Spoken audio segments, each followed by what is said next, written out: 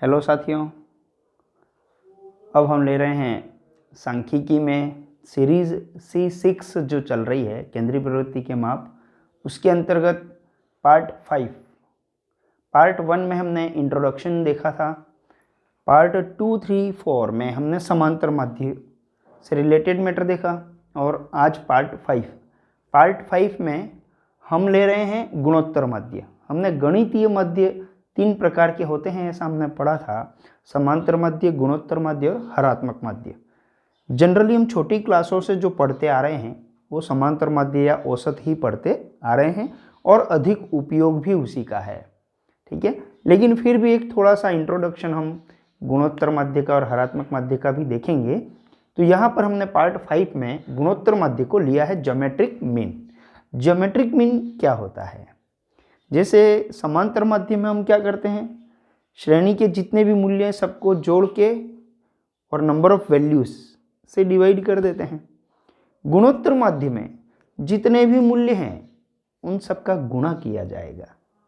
गुणा करने के बाद उनका रूट निकलेगा, मूल निकलेगा। कौन सा? कितना मूल निकलेगा? जितना पदों की संख्या है, नंबर ऑफ वैल्यूज जो हैं उतना रूट हमको निकालना पड़ेगा।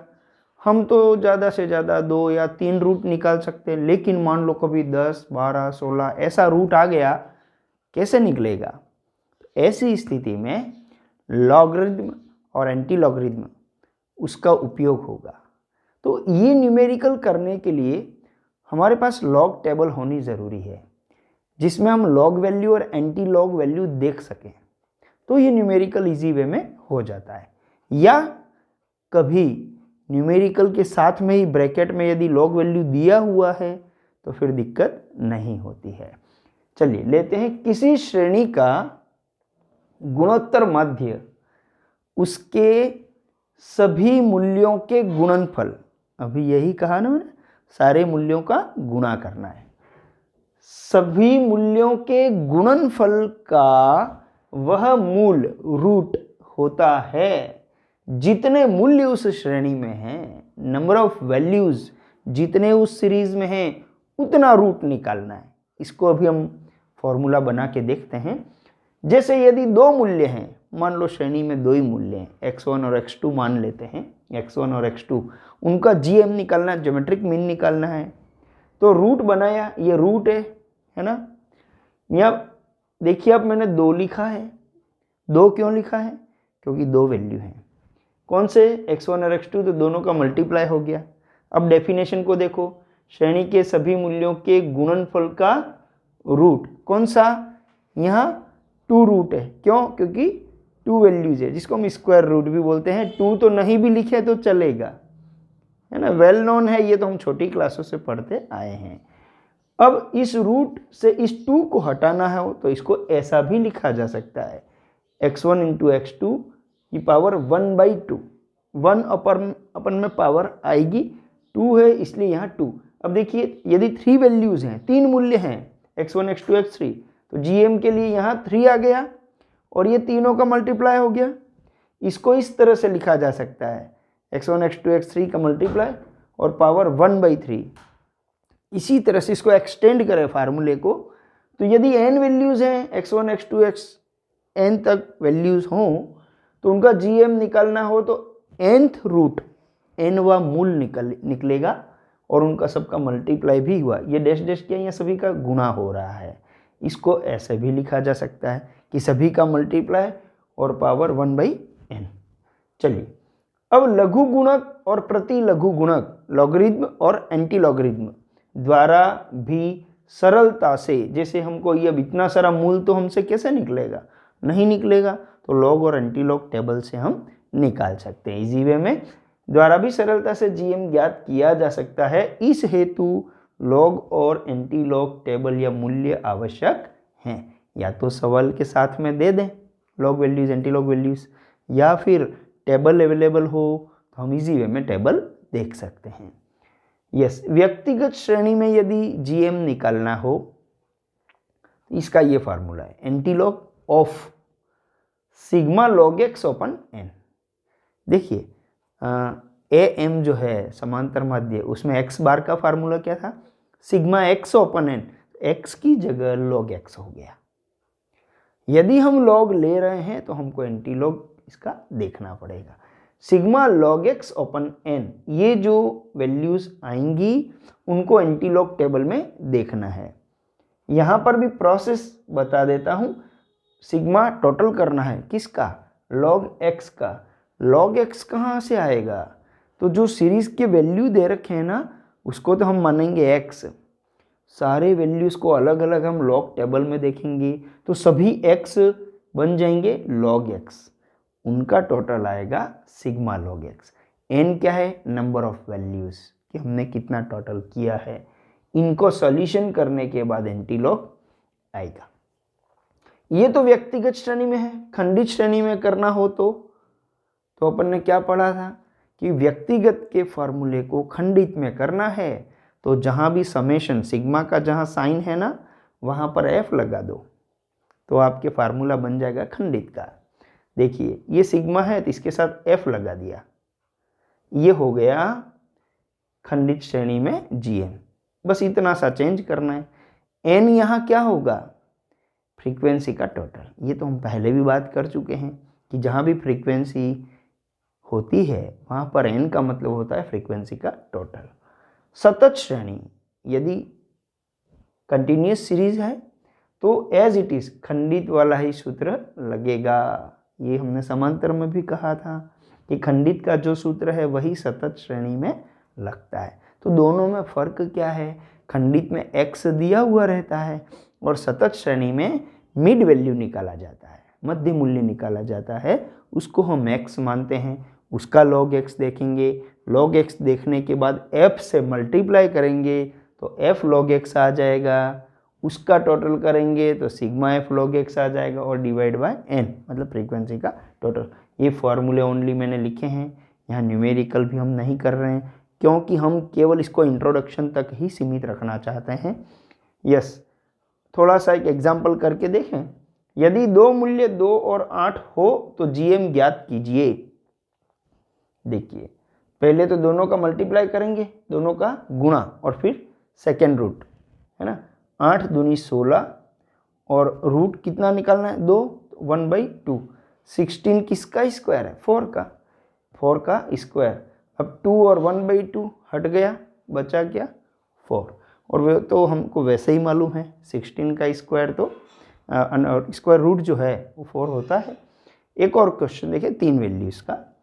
यदि 3 मूल्य 2, 4, 8 हो तो जीएम निकालना है। तो जीएम यहाँ तो हमने लिखा 3, थर्ड रूट निकालना है, 3 वैल्यूज हैं तो है ना। 2, 4 और 8 इनका मल्टीप्लाई करते हैं 64 आता है, इसकी पावर 1/3। अब 64 कौन से वैल्यू की पावर 3 करें तो आ जाए, तो 4 की पावर 3 कर लें। 4 4 जा 16, 16 4 जा 64, तो 4 की पावर 3 और उसकी होल पावर 1/3, इनका मल्टीप्लाई करेंगे 3 3 कटेगा और 4 बचेगा। ठीक है, ये बहुत थोड़ा सा इजी है। अब हम बात करते हैं भारित गुणोत्तर माध्य, weighted geometric mean. As it is है, केवल क्या करना, जब भी भारित आए तो अपने को क्या करना पड़ता है, फ्रीक्वेंसी एफ की जगह पर डब्ल्यू लिखना पड़ता है। ये जो हमारा फार्मूला था खंडित वाला सतत वाला, वही फार्मूला यहाँ पर आ गया है। एंटीलॉग को हम ओनली ए एल लिखें शॉर्ट में, ए एल मतलब एंटीलॉग किसका, तो ये सिग्मा एफ की जगह हो गया W, W log x open नीचे क्या था एन, एन का मतलब क्या था फ्रीक्वेंसी का टोटल। तो यहाँ फ्रीक्वेंसी की जगह क्या है वेट डब्ल्यू है, यहाँ पर सिग्मा डब्ल्यू हो गया। ठीक है ना, ये ओनली फार्मूला ही हमको ध्यान में रखना है केवल।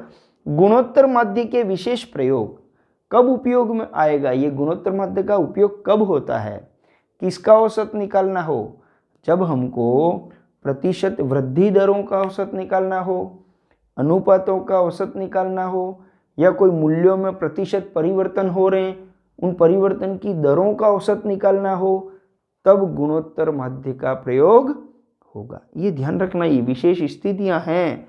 जनसंख्या वृद्धि दरें हैं या चक्रवृद्धि ब्याज है, या मूल्यों में होने वाले प्रतिशत परिवर्तन की दरों का औसत निकालना है तो जीएम से ज्ञात करते हैं। इसमें चक्रवृद्धि ब्याज का जो सूत्र है ना वही लगता है।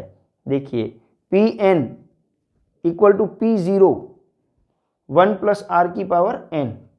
Pn का मतलब होता है n वर्ष बाद मूल्य, ठीक है।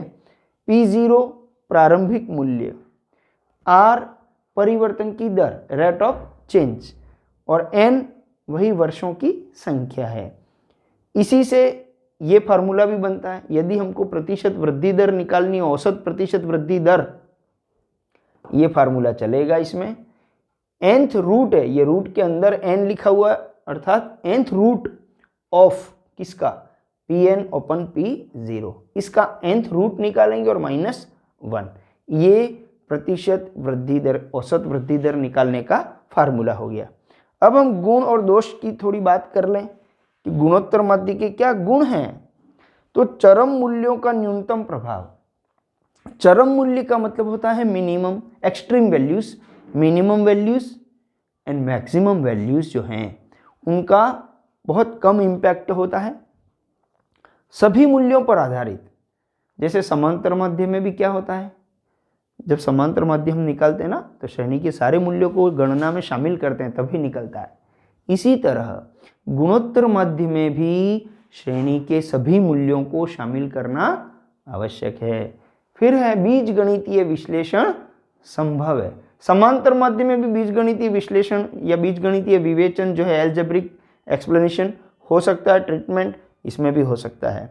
दोष, दोष क्या है इसके, गणना की जटिलता, कैलकुलेशन लग भी रहा है यार, कैलकुलेशन थोड़ी टफ है क्योंकि हमने समांतर माध्य जो पढ़ा है वो तो बहुत इजी था, यहाँ थोड़ा सा टफ ऐसा लगता है ना, क्योंकि log table, anti log table, log table हमको देखना आता है या नहीं आता, एंटी लॉग देखना आता है या नहीं आता है, रूट निकालना थोड़ा सा टफ ज़रूर है कंपैरेटिवली, है ना, रिलेटिवली टफ है। तो यहाँ पर गणना की जटिलता, इसका कैलकुलेशन करना थोड़ा सा जटिल है। शून्य या ऋणात्मक मूल्य होने पर जीएम शून्य या अवास्तविक, क्या मतलब है, ये इतने वैल्यू, सभी मूल्यों का अपन गुणा करते हैं, इनमें मान लो कोई एक वैल्यू अगर जीरो हो तो कोई भी एक वैल्यू तो ये सारा जीरो हो जाएगा, तो जीएम हमारा जीरो आ जाएगा। इसी तरह मान लो इतने सारे मूल्य हैं, इनमें केवल एक नेगेटिव वैल्यू आ जाए, एक, तो रूट के अंदर यदि नेगेटिव साइन होता है तो वो इमेजिनरी नंबर कहलाता है, काल्पनिक कहलाता है। तो रिजल्ट जो है वो अवास्तविक या काल्पनिक आएंगे। कब, जब कोई एक संख्या भी इसमें ऋणात्मक हो और शून्य हो तो पूरा ही शून्य हो जाएगा। ये हमने गुणोत्तर माध्य का थोड़ा सा परिचय देखा, इसको हम यहीं लिमिट करते हैं और वीडियो को भी समाप्त करते हैं। Thank you.